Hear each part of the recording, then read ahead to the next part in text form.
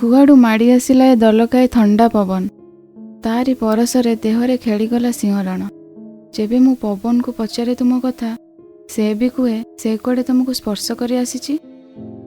ହଁ, ଆଜି ବି ବର୍ଷା ଆସିଥିଲା। ଅଦିନିଆ କଳା ମେଘ ତଳେ ପ୍ରିୟତମାର ଛବି ଆଙ୍କିଥିଲା।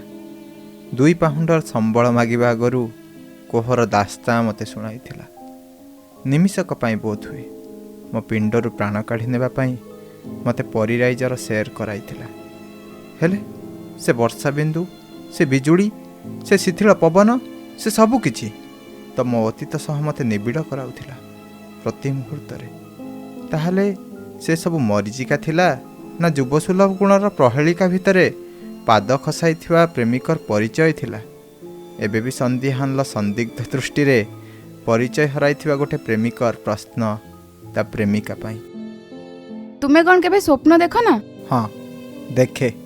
ଅଦିନିଆ ବାଲିଘରର ଅସରାଏ ବର୍ଷା ପରି ମୋ ସ୍ୱପ୍ନ ବି କେଉଁଠି ନା କେଉଁଠି ମିଳେଇଯାଏ। ଆଉ ତୁମେ? ସ୍ୱପ୍ନ ତ ବାସ୍ତବତାର ପ୍ରତିବିମ୍ବ, ଆଉ ତା ବିନା ଏ କଳ୍ପନା ବି ଅସମ୍ଭବ। କଳ୍ପନାର ପରିରାଇଜରେ ତୁମେ ତ ସଦ୍ୟ ଫୁଟା ଗୋଲାପ ଅରୁନ୍ଧତୀ।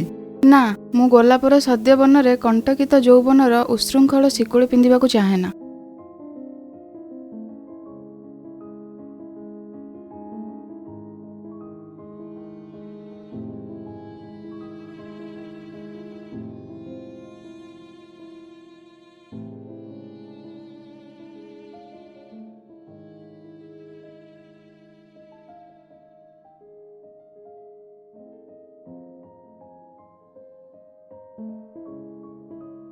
ତାହେଲେ ଯୌବନିକାର ଯବନିକାକୁ କ'ଣ ତୁମ ପାଖେ ପୂର୍ଣ୍ଣଚ୍ଛେଦ୍ର ରୂପ ଦିଆଯାଇପାରେ?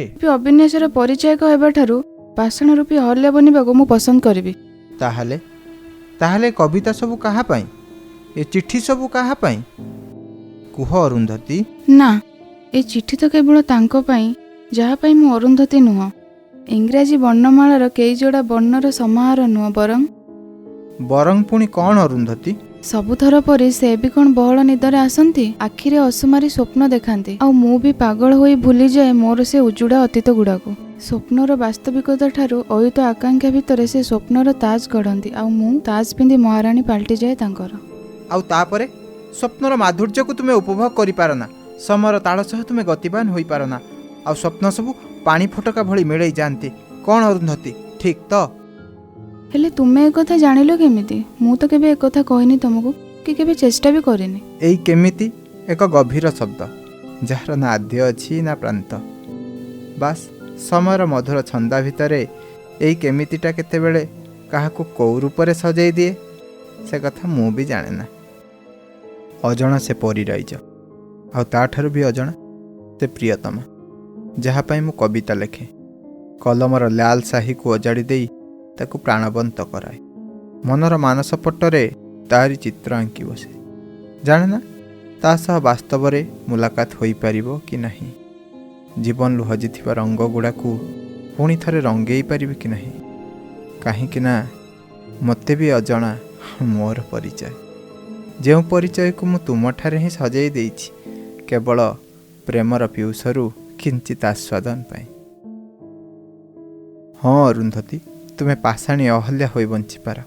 ଯୌବନର ସେହି ମଧୁଛନ୍ଦାରେ ବେଢ଼ି ଲଗାଇ ନିଜକୁ ବନ୍ଦୀ କରାଇ ଦେଇପାର। ହେଲେ ତୁମର ସେହି ହୃଦୟର ସ୍ୱରକୁ କେତେଦିନ ପର୍ଯ୍ୟନ୍ତ ବନ୍ଦୀ କରାଇ ଦେଇପାରିବ? କାହିଁକି ନା ଫାଲ୍ଗୁନୀଙ୍କର ସ୍ୱାତି ନକ୍ଷତ୍ରର ସପ୍ତମ ଋତୁରେ ଅଷ୍ଟମ ରଙ୍ଗରେ ଜନ୍ମିତ ତୁମେ ସେହି ନିଷିଦ୍ଧ ରାତ୍ରି ଅରୁନ୍ଧତୀ।